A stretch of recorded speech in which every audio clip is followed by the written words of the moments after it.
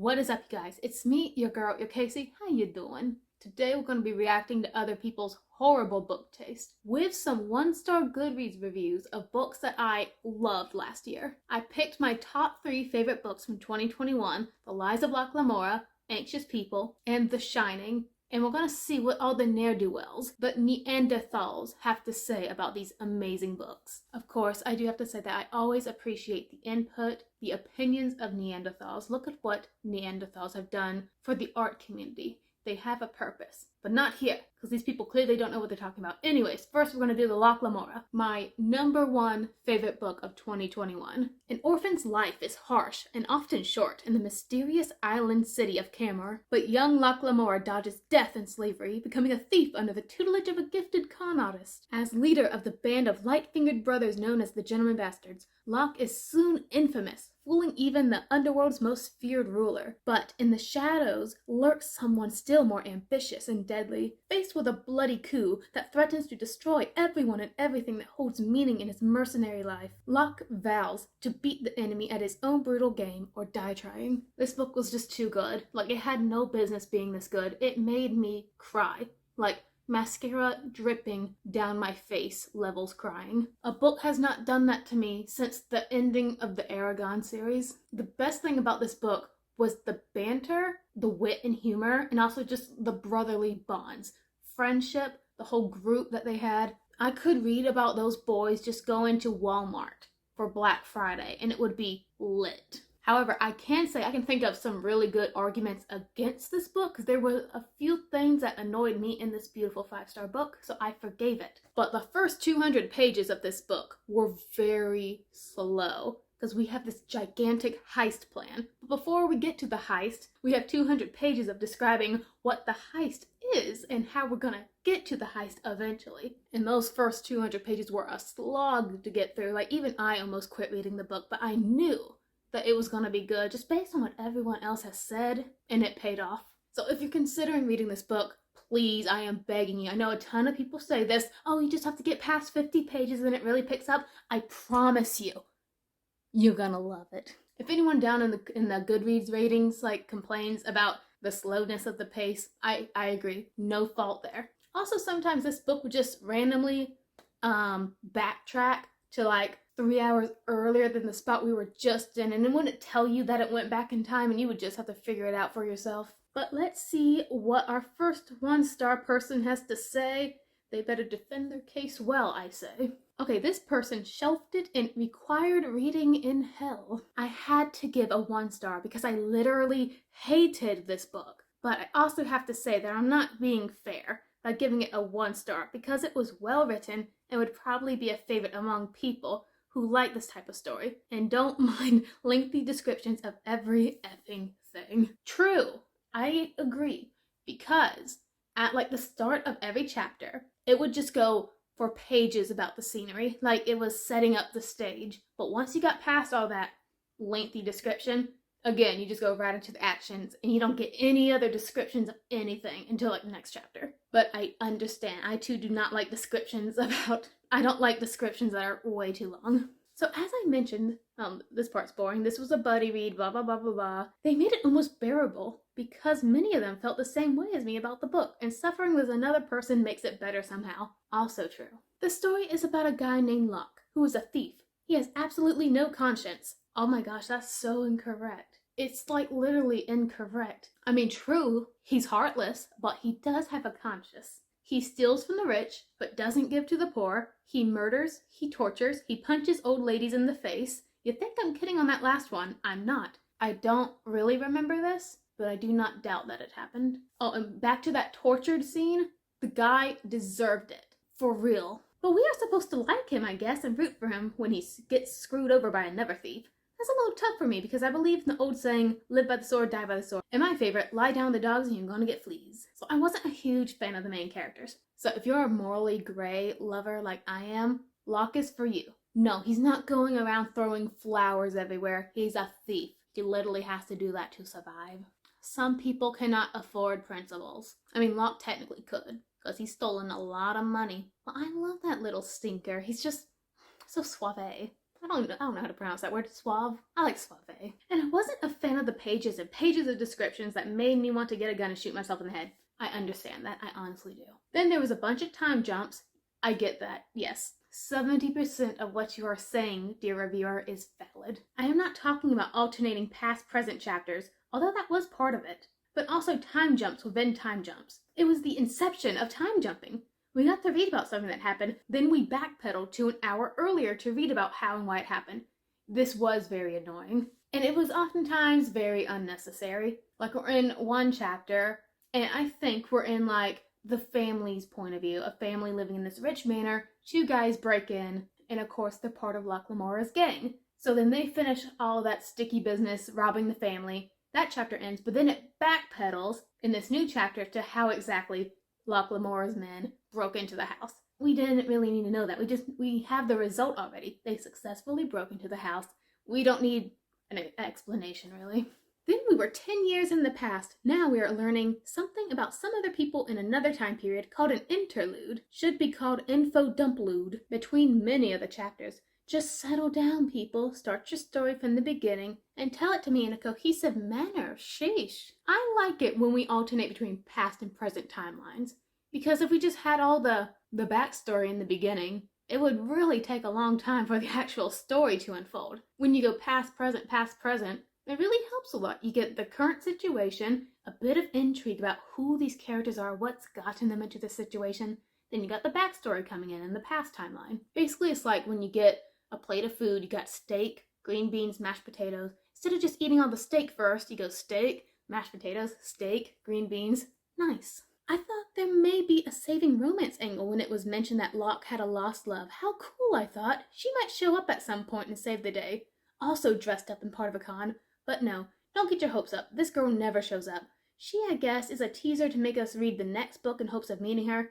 Frankly, I don't want to meet her that badly. I'll pass. True. Locke has this, like, secret lover from his childhood.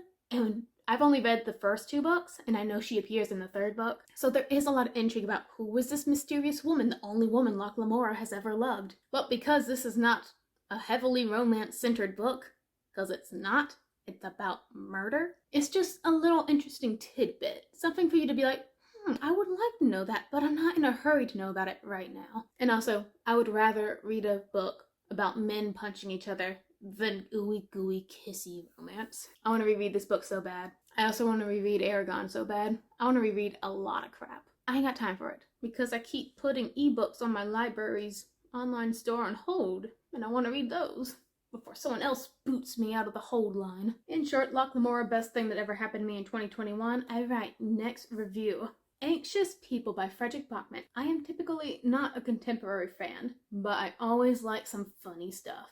And Anxious People was the funniest book I read, not in just 2021, possibly ever. From the #1 New York Times best-selling author of A Man Called Ove and writer of Astonishing Deaths, comes a poignant comedy about a crime that never took place, a would-be bank robber who disappears into thin air, and 8 extremely anxious strangers who find that they may have more in common than they have ever imagined. Viewing an apartment normally doesn't turn into a life or death situation, but this particular open house becomes just that when a failed bank robber bursts in and takes everyone in the apartment hostage. As the pressure mounts, the 8 strangers begin slowly opening up to one another and reveal long-hidden truths. First is Zara, a wealthy bank director who has been too busy to care about anyone else until tragedy changed her life. Now she's obsessed with visiting open houses to see how ordinary people live, and perhaps to set an old wrong to right. Then there's Roger and Anna Lena, an IKEA-addicted retired couple who are on a never-ending hunt for fixer-uppers to hide the fact that they don't know how to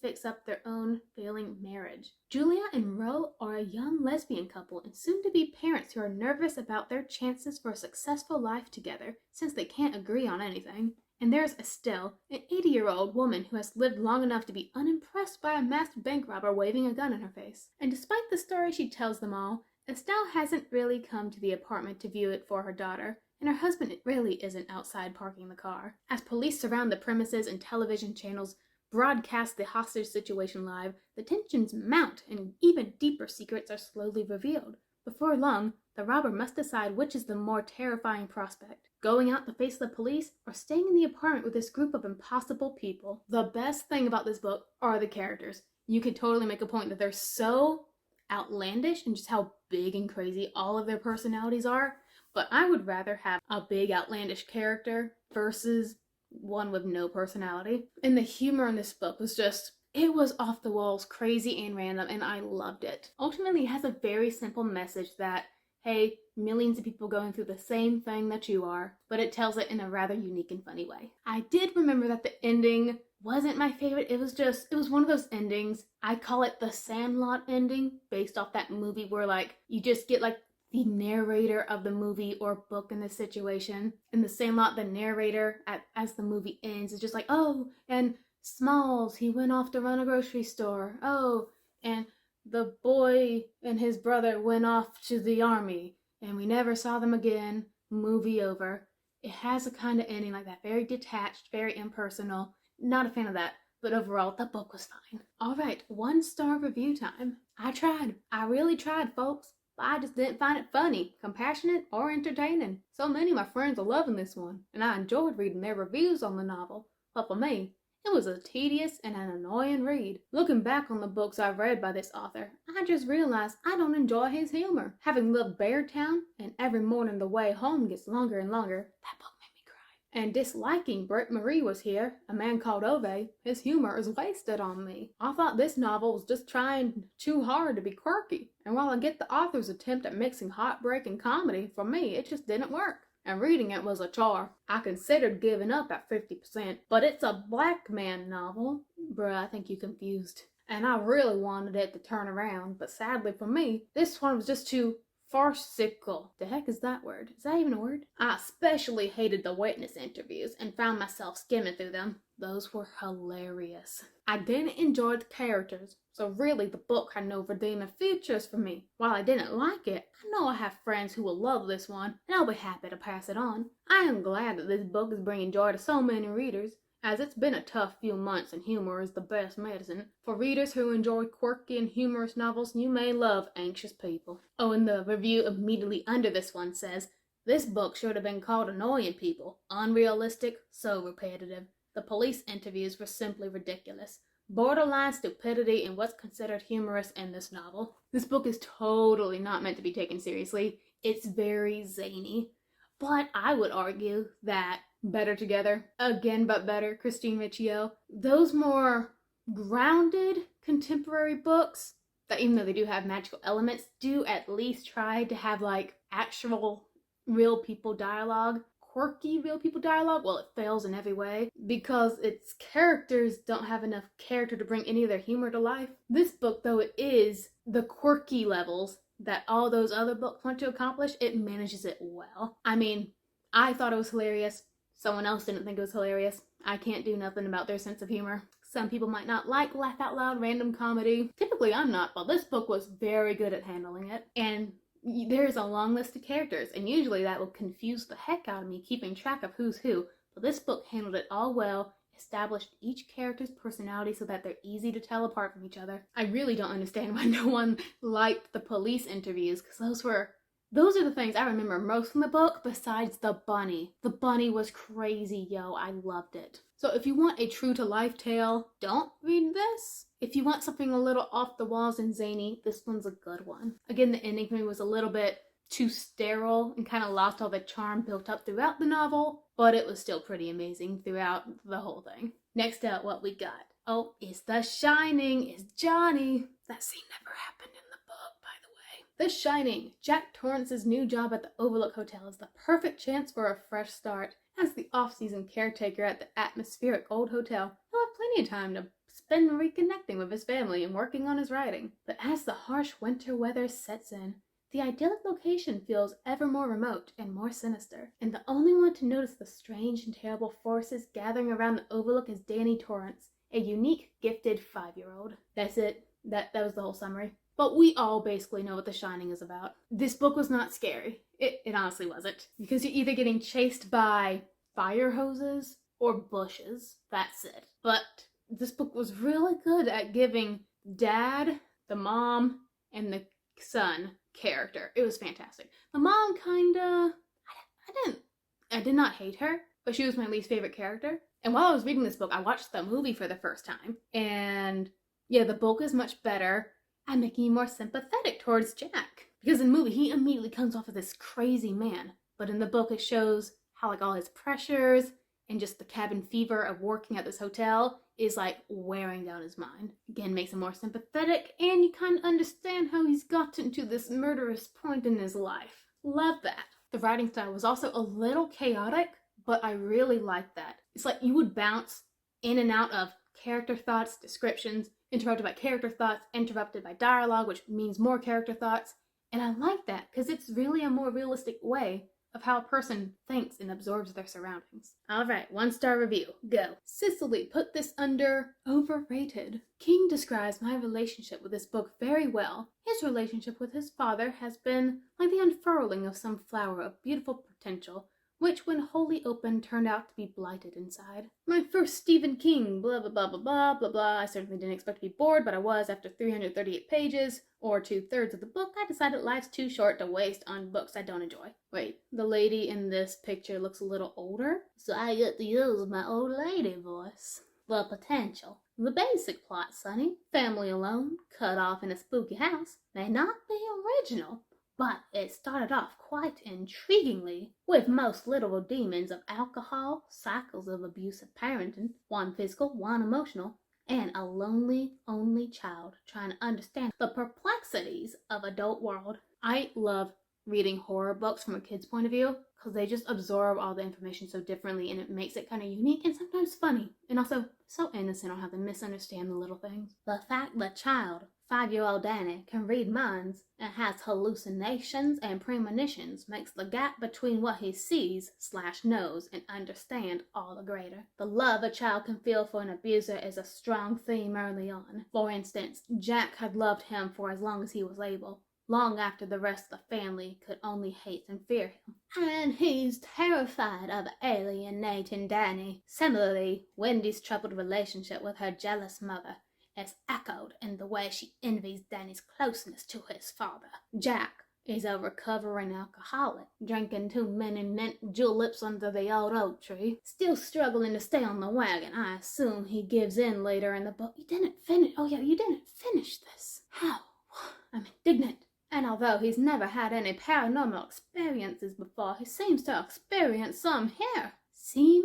Or maybe it's clinical. What's the difference between paranormal, Danny, and real but distorted perception, Jack? Didn't understand that last sentence. Anyways, there was also some nods to Alice in Wonderland, indirect, and Bluebeard, explicitly. I've never heard of a Bluebeard to see a pirate. All these ideas could be fascinating and disturbing, but they didn't really go anywhere, especially after things started jumping out at them. Join the dots. Once the family were alone in the Overlook Hotel, it became increasingly and infuriatingly formulaic. The build-up to something scary, then the relief of everyone pulling through with only minor damage, then the next something scary, perhaps a variant on the previous one, or maybe something new. Each one just slightly worse than the previous, interspersed with the odd false alarm. I can't decide what accent to give my old woman voice, so we just bouncing everywhere. The scary things included all the obvious ones, and actually I can't think of any non-obvious ones. But maybe they came in for the third, final act or whatever in this book. All this was interspersed by lazy exposition, or what should have been interesting backstory. The dirty dealings in the hotel, organized crimes, prostitutes, murder, were revealed by a convenient scrapbook. And Jack and Wendy's inner struggles with their own parents and with each other are explained like an introductory psychology primer. Jack wondered if the reason he did X was because why? Show don't tell. Language. There were plenty of weak cliches. His pride was all that was left. A child feeling like a puppet in adult games. Danny being the key to everything, just like the key in a clock. And several weird typos and missing words. I have no memory of this. On the other hand, I really laughed at this description of an elevator that wheezed vibrator. That's disgusting, King. Red Room. Danny keeps seeing and hearing this, and he knows it's bad and scary, but it's a mystery with a capital M. The revelation of what and why it meant was the final straw for me. Such an anticlimax. And it doesn't even make sense in the way it's described. Maybe it's because I already knew what red rum means, because I'd seen the movie and everybody kind of knows what red rum means at this point, that it didn't even put a lot of stake in the climax and revelation and reveal about, oh, this is what red rum means. But she seems a little mad that it wasn't as cool as she thought it would be. Why I read this and why I almost certainly won't read King again. One of the things I enjoyed about GR is the way it has broadened my reading and deepened it too. There are many wonderful books I've read purely because friends with similar tastes have raved about them. I gradually noticed quite a few friends whose literary tastes overlap with mine rate King quite highly as a writer. I began to question my avoidance of horror in King and canvassed advice as to which to read. I wanted to enjoy this, to find a new writer and genre to enjoy, and to prove I should have read King sooner. Perhaps that's why I stuck with it as long as I did. That and residual guilt from childhood indoctrination never to give up on a book. Even Jack, who wanted to write a book about the hotel, skimmed the scrapbook, so that mitigates my guilt a little. I'm still grateful for the advice about reading King. The fact I've confirmed that King isn't for me is useful knowledge, which is an improvement on uninformed prejudice. I really don't even understand what she's trying to say. Nah, about this guy. How is this book so popular? It's boring as frick! Melissa wants you to know that she hated this book. OMG. And I'm saying this as a person who has spent most of this year reading, listening to, and watching adaptations of Stephen King's work. I really, truly hated this book. The whole thing was just unrelentingly dull from first to last. I will say that the first, 50 pages of The Shining has a ridiculous amount of explaining how to work a boiler. Foreshadowing, but still boring. More like bore-shadowing. I know that King is an author who likes to describe every little detail of scenes, and I've grown quite fond of him using 16 sentences what one would do, but in The Shining, it grated, oh my gosh, like a broken fingernail on a rusted cuticle. Paragraph upon paragraph of mundanities left me with a constant so what feeling, itching for him to get to the good stuff, like shopping at the mall, which never came. By far, the biggest problem was the pacing. One moment, Jack Torrance was a fairly regular guy who happened to be a bit of a meanie, but next he was totally insane and baying for his family's blood. There are brief interludes where he hovers between the two, but the balance just isn't there. I know that King can do the slow descent into madness, which makes it all the more frustrating. In is one of the creepiest short stories I've ever read. I've not heard of this short story, but In from Pokemon, one of my first crushes, and one of my all-time favorites of his works. There, you can really feel the insanity slowly creeping in and taking hold. Sadly, there's nothing of the sort here. Instead, he throws in frequent stream of consciousness passages in which the characters think jumbled, hectic thoughts that fail to ring true, and the whole thing falls dismayingly flat. Those are the passages that I really liked, how thoughts would just interrupt you randomly. I was able to keep track of what was going on and what they were trying to say. And I liked it again because it sounded so natural, like an actual person thinking. The brief glimpses of Tony, the embodiment of Danny's precognition, were a little creepy. But on balance, I think that had more to do with the narration than the writing. Yeah. I think that King overstretched himself with the concept. In The Brilliant on Writing, he talks about his best stories are born from the merging of two core ideas. There was potential for that there. Boy with precognition has an abusive alcoholic father. Potentially good story. Boy with precognition goes to a haunted hotel. Potentially good story. Boy with precognition and an abusive alcoholic father goes to a haunted hotel, which exacerbates his father's conditions and meanders slipshod back and forth between plots unsatisfactorily. That's The Shining. Oh my gosh, totes lame. By the end, I was frustrated enough to be reduced to nitpicking. How can a hotel be powerful enough to assume corporal form but not fix a boiler? Burn. If it wanted Danny for his shine, why had it never made a serious play for Halloran? True, maybe just because he was a child. Easier to kill, I don't know. That's how grumpy the whole thing made me. I couldn't even willfully suspend disbelief anymore. Clearly The Shining is a book beloved by millions. I came to it with every expectation of loving it too. Unfortunately, I came away totally disappointed. My least favorite king to date ever. Totes the wrong opinion. But I think we should wrap this up looking at my favorite book of all time, Eldest, and seeing what all the crazy people have to say bad about it. Eldest has a 3.99 on Goodreads. That makes me mad. It should be 4. Come on, people. Go read it. Go read it. This is what Amanda has to say about my child. So, frowny face. Yeah. I admit that I was intrigued by the basic premise of this story, unveiled in Aragon. The lore and fantasy/dragon vibe is intriguing. I also was stoked that I got to read several different perspectives in the second installment. But, although there were some moments in Aragon, one of the biggest differences between the first and second book was that it was absolutely apparent from chapter to chapter that a cishet man wrote this. Every perspective, including the couple, that were written from a feminine POV, was steeped in our modern US toxic masculinity culture. Enlighten me as to why, my dear. Because I do believe Nasueda, my favorite female character of all time. Love her. Have you read that scene in Brissinger with the knives? Sis is tough. Granted, our culture has developed and changed a lot since this book's initial publication in 2005, but reading this book today highlights a ton of really troubling themes. First is the idea of toxic masculinity. According to Eldest, real men/leaders should stifle all their emotions in the pursuit of logic alone, trust your instinct, avoid collaboration, and valiantly get others to buy into your solutions alone. Oh, I triggered. Hold on a second. Let me get my thoughts together. Real men/leaders should stifle all their emotions in the pursuit of logic alone. The dwarves, who are totally against logic and are really human in their nature. You have Nasueda, who is only thinking about the people and using her imagination to solve problems as horrible as famine in this time of war. You do have the elves who are all that hide your emotion crap, but that's not gender-based, that's just the elves being stick in the muds. Trust your instinct. Is that bad? That's not bad. Unless your instincts are crap like mine. Avoid collaboration.